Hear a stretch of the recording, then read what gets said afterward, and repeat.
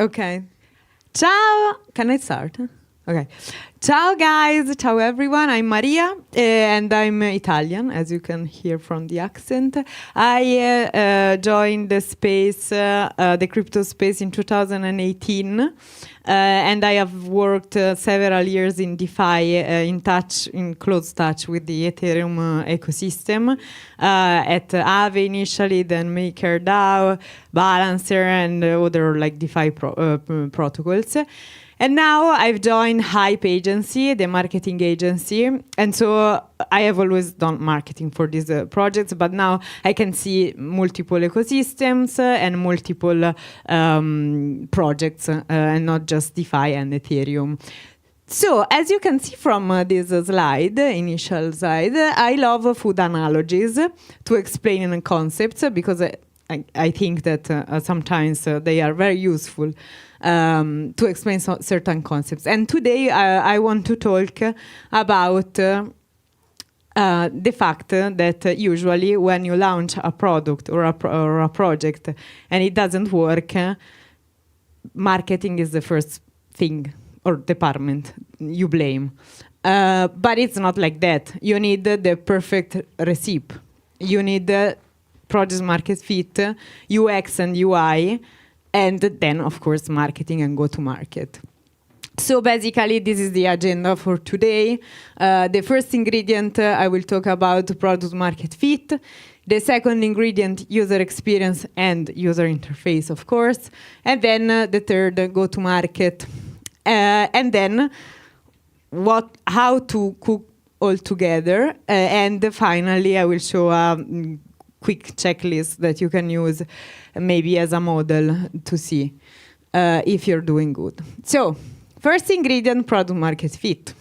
I call it the basement problem. What does it mean? It means that first, let's start with some data. 11% of seed funded startups reach Series A.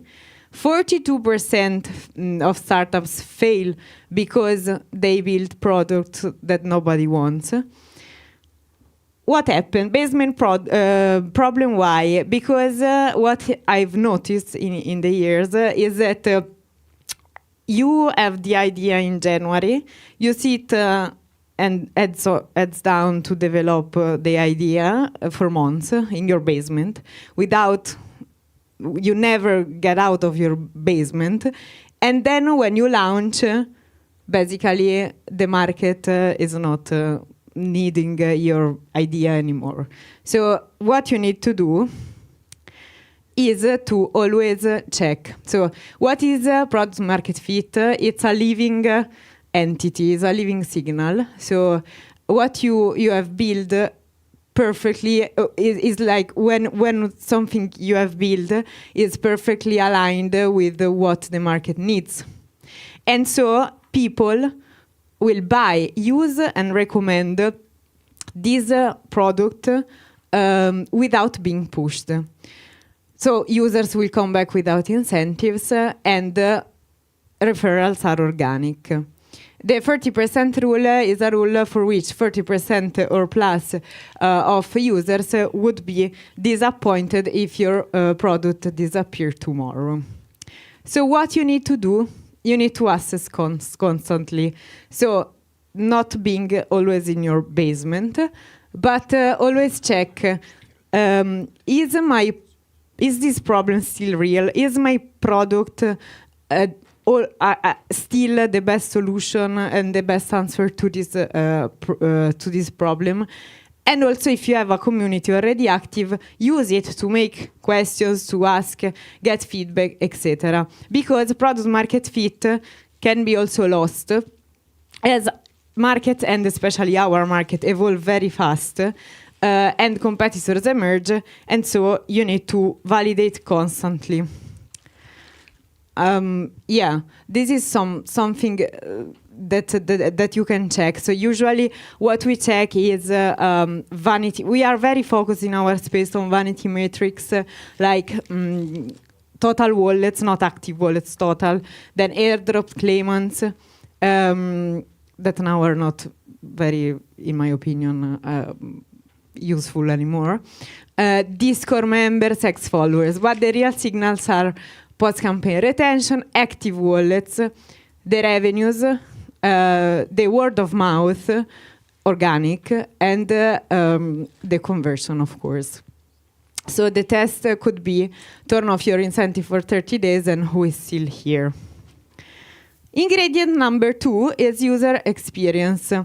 So here's some stats again. 80%, 88% won't come back after a bad experience, so you will lose them. And 72% of users would switch for a better UX from one product to another. And here, the first impression is you get it in 50 seconds. I don't know, there is an M, is a typo. In 50 seconds, and 90%, 94% is based on the UI, the design. The ROI for investing in UX is almost 10K%. So the TLDR here is to invest in time before you launch in your user experience and user interface. This is a very easy example. Of course, we are working in a complex in a complex space, and sometimes something we can't avoid. Okay, but DeFi 6 steps, 2 cost money, CFI 3 steps, all free. Of course, our first friction point is inevitably the connection of the wallet, but then we can try to simplify as much as possible, being transparent, being fast, being clean, and try to avoid as many steps as possible. For example, no surprise for gas fee, try to avoid extra steps, etc. So this is some qualities that a good UX should have. So one-click wallet connect, gas fee shown before, and no surprises. Plain language, very transparent, very clear, guys, because our goal is to attract new users, new crowd. And if you tell my mom, maybe not my mom, my dad, liquidity provisions into AMM protocols, what does he understand? Nothing. So swap, just be simple. Then mobile first. A lot of the apps are still very desktop based and desktop friendly, but we need to be mobile because everyone is just going around with their phone. Also now phones are €2K, so I mean. Visual feedback on every action, it's very useful. And then in-app education,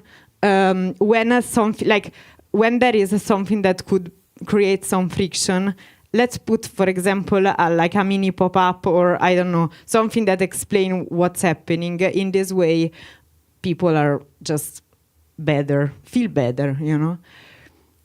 Then, and I missed something in the previous slide, which is the support. I think that having a good customer support is also very important part of a good user experience.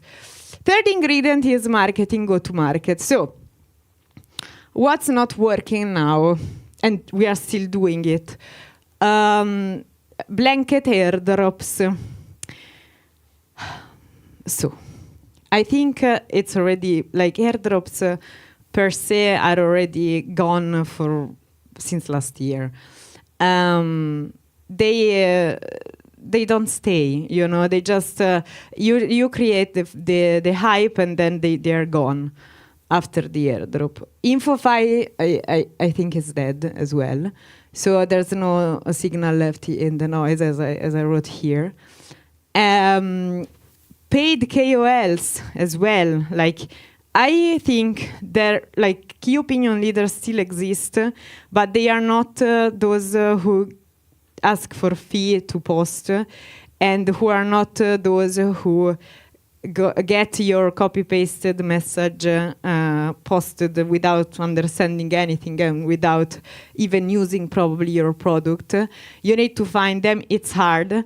But yeah, the audience, they don't give a fuck about KOLs. So probably the metrics are also fake.